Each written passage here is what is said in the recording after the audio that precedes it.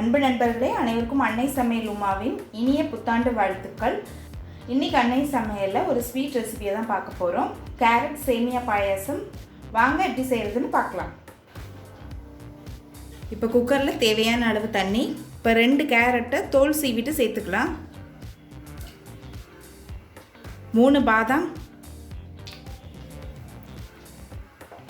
3 முந்திரி.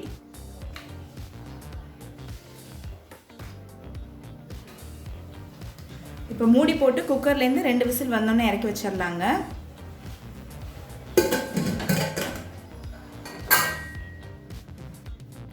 இப்போ குக்கர்லேருந்து 2 விசில் வந்துருச்சு. கேரட் எப்படி வெந்திருக்குன்னு பார்க்கலாம். இப்போ கேரட் நல்லா வெந்திருக்குங்க. இப்போ இது கொஞ்சம் நேரம் ஆறின பிறகு பாதாமில் இருக்க தோல் எடுத்துட்டு மிக்சியில் எல்லாத்தையும் நைஸாக அரைச்சி தனியாக எடுத்து வச்சுக்கலாம். இப்போ கடாயில் 2 கப் தண்ணி சேர்த்துருக்கேன். இப்போ இது கூடவே 1/2 கப் சேமியாவை சேர்த்துக்கலாம்.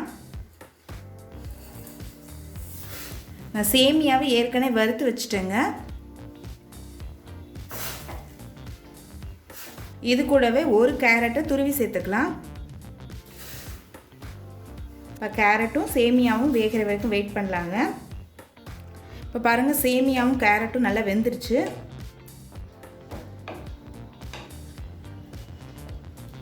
இது கூடவே கொஞ்சமாக உப்பு சேர்த்துக்கலாங்க. ஒரு சிட்டிகை போதும்.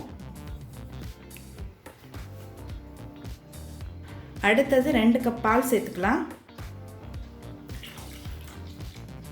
நல்ல திக்கான பால் சேர்த்துக்கோங்க.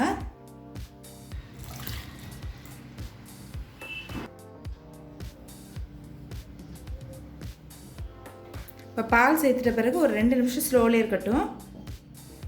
இப்போ அடுத்து நம்ம அரைச்சி வச்சுருக்க கேரட், பாதாம், முந்திரி விழுதை இதில் சேர்த்துக்கலாம்.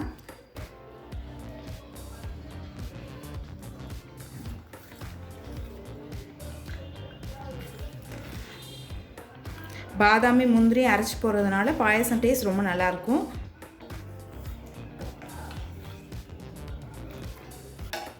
இப்போ கேரட் விழுது சேர்த்துட்ட பிறகு ஒரு 2 நிமிஷம் ஸ்லோவிலே இருக்கட்டும்.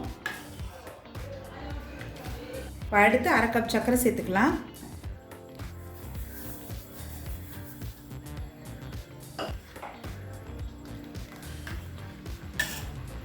இப்போ சர்க்கரை நல்லா கரையிற வரைக்கும் வெயிட் பண்ணலாம். நான் 1/2 கப் சர்க்கரை எடுத்திருக்கேன். நீங்கள் விருப்பப்பட்டீங்கன்னா 3/4 கப் சர்க்கரை கூட போட்டுக்கலாம். கேரட்லேயே கொஞ்சம் ஸ்வீட் இருக்கிறதுனால 1/2 கப் சர்க்கரையே போதும்.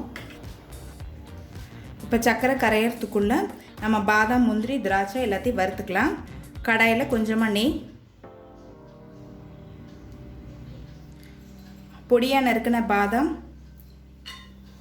கொஞ்சம் முந்திரி, பாதாமி முந்திரி நல்லா கலர் மாறுற வரைக்கும் வறுத்துக்கலாம். இப்போ பாதாம் முந்திரி நல்லா கலர் மாறிடுச்சு. அடுத்தது கொஞ்சம் திராட்சை சேர்த்துக்கலாங்க. கொஞ்சம் கருப்பு திராட்சை. கருப்பு திராட்சை சேர்க்குறது ஆப்ஷனல் தாங்க. நீங்கள் விருப்பப்பட்டால் சேர்த்துக்கலாம், இல்லைன்னா வேண்டாம். இப்போ இது எல்லாத்தையும் நல்லா வறுத்தாச்சுங்க. இப்போ இதை பாயசத்தில் சேர்த்துடலாம். இப்போ சர்க்கரை நல்லா கரைஞ்சிருச்சு.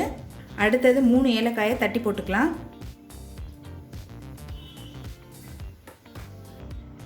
குங்குமப்பூவை சூடான பாலில் 20 நிமிஷம் ஊற வச்சு சேர்த்துக்கலாம்.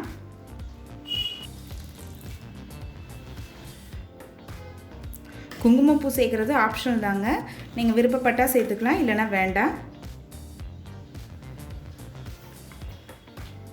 இப்போ நெய்யில் வறுத்து வச்சுருக்க பாதாம், முந்திரி, திராட்சை இதில் சேர்த்துக்கலாம்.